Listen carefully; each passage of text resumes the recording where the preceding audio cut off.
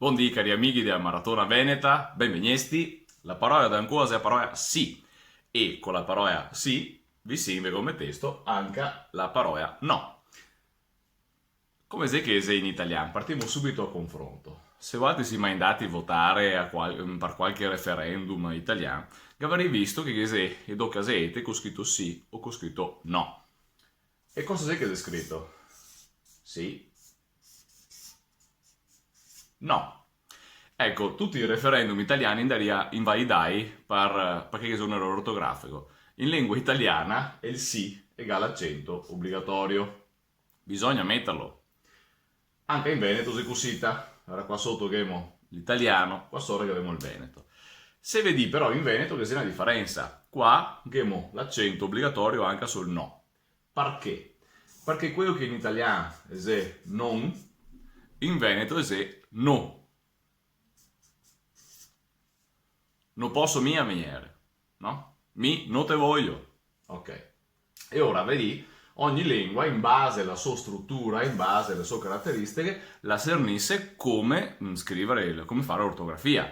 E ora se anche da questo si capisce che non basta mia saper la lingua parlata, mi parlo la lingua di Benoni, ti puoi insegnarmi a scrivere. No, ma da nonni se ti insegna a scrivere, vediamo cose che ti insegna a scrivere. Se no, se che sempre solo parlare, bisogna semplicemente mettere insieme i tocchi, guardarli e con estrema, voglio dire, razionalità dire, forse c'è bisogno di mettere questi tempi qua per non fare confusione, anche perché queste robe qua si peta tante volte insieme. Prova a immaginare quando che un amico, no, che manda un invito a un amico e che dici, vieni mai a una pista con gli altri, sabo che viene, perfetto.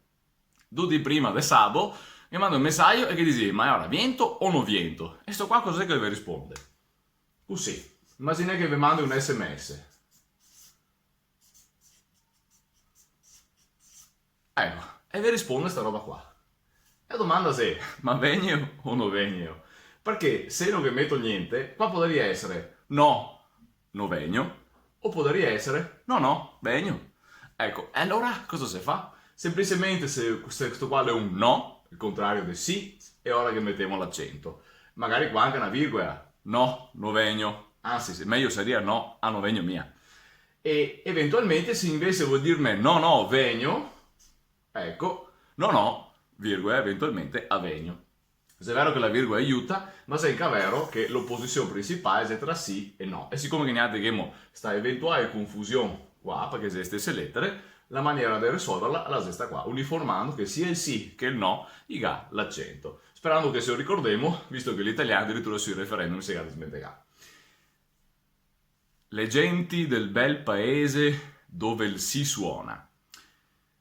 Se solo in Italia, come diceva Dante in Divina Commedia, che si dice sì, no, perché se uno dice il bel paese dove si suona, in Spagna, perché in spagnolo, in catalano, in gaisiano si dice sì.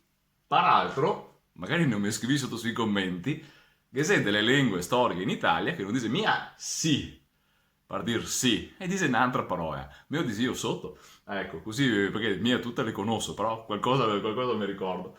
E allora, anche su sta piccola paroletta qua, potremo vedere di cosa che si tratta, cosa che vuol dire fare l'analisi linguistica, ma anche culturale, e capire l'importanza della scrittura, dell'ortografia e del confronto uno a uno tra le lingue. L'analogia tra le lingue, compare and contrast, dice gli inglesi, quindi comparare e mettere in contrasto, vedere dove che sono le somiglianze, dove che sono le differenze.